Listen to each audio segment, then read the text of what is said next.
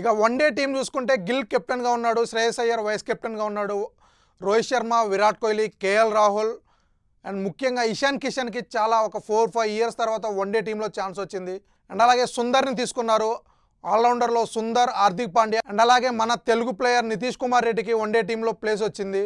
And అలాగే దాంతోపాటు bowlers చూసుకుంటే కుల్దీప్ యాదవ్, హర్షదీప్ సింగ్, ప్రిన్స్ యాదవ్కి మంచి ఛాన్స్ వచ్చింది. ఫస్ట్ టైం టీమిండియాకి సెలెక్ట్ అయ్యాడు. అండ్ అలాగే ప్రిన్స్ యాదవ్తో పాటు మన సన్ రైజర్స్ బౌలర్ హర్షదీప్, తనకి స్పిన్ కోటాలో ఛాన్స్ వచ్చింది.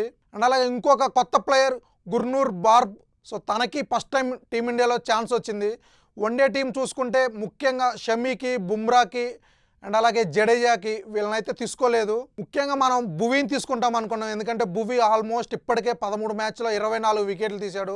తను మాత్రానికి ఇటు వన్డే టీంలో అటు టెస్ట్ టీంలో రెండిట్లో కన్సిడర్ చేయలేదు. అండ్ అలాగే ఇంకొక షాకింగ్ ఏంటంటే అటు టెస్ట్ టీంలో కానీ ఇటు వన్డే టీంలో కానీ నెంబర్ 1 ఆల్రౌండర్ అని చెప్పుకునే రవీంద్ర జడేజాని పక్కన పెట్టారు.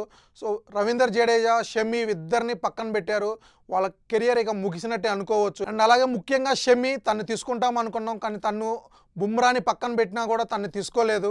బుమ్రా, సిరాజ్ ఇద్దరు టీంలో లేకపోయినా షమీని తీసుకోలేదు, భువీని తీసుకోలేదంటే వాళ్ళని ఇక కన్సిడర్ చేయనట్టు అనిపిస్తుంది. అండ్ అలాగే అక్షర్ పటేల్ని పక్కన పెట్టారు. తను మొన్న T20 వరల్డ్ కప్లో వైస్ కెప్టెన్గా ఉన్నాడు.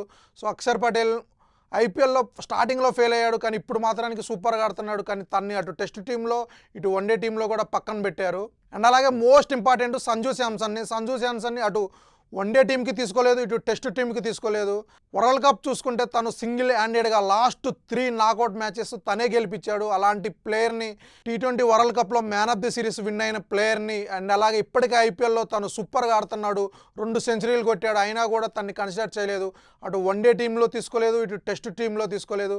ఫస్ట్ వికెట్ కీపర్గా కేఎల్ రాహుల్ని తీసుకున్నారు, సెకండ్ వికెట్ కీపర్గా ఇషాన్ కిషన్ తీసుకున్నారు. సో సంజుని అండ్ అలాగే జైస్వాల్ని కూడా తీసుకోలేదు. జైస్వాల్ చూసుకుంటే ఈ ఐపీఎల్లో మాత్రానికి తను సూపర్గా ఆడుతున్నాడు. మొన్నటి వరకు చూసుకుంటే రోహిత్ శర్మ పక్కన పెడితే తనే మెయిన్ ఓపెనర్ అనుకున్నాం, కానీ ఇప్పుడు తనని పక్కన పెట్టారు. తన ప్లేస్లో ఇషాన్ కిషన్ అటు థర్డ్ ఓపెనర్గా అండ్ అలాగే సెకండ్ వికెట్ కీపర్గా పనికొస్తాడని తను తీసుకున్నట్టు అనిపిస్తుంది. మొన్న T20 వరల్డ్ కప్ కూడా తను అలాగే తీసుకున్నారు.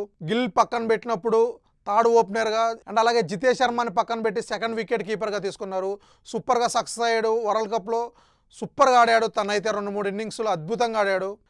పాకిస్తాన్ మీద చూసుకుంటే కేవలం తన వల్లే మనం గెలిచాం, అంత సూపర్గా ఆడాడు. సో ఇషాన్ కిషన్ని తీసుకోవటం తప్పులేదు, కానీ సంజు శాంసన్ ఎందుకు తీసుకోలేదో మాత్రానికి వాళ్ళు చెప్పలేదు. సంజు శాంసన్కి అయితే ఇప్పటికే చాలా అన్యాయం జరిగింది. తను సూపర్ ప్లేయర్, అది అంత దేశం మొత్తం తెలుసు, కానీ తను మాత్రానికి తీసుకోవట్లేదు. అటు సిఎస్కే ఫ్యాన్స్ అవ్వచ్చు, ఇటు సంజు ఫ్యాన్స్ అవ్వచ్చు, అందరూ సోషల్ మీడియాలో ట్రోల్ చేస్తున్నారు.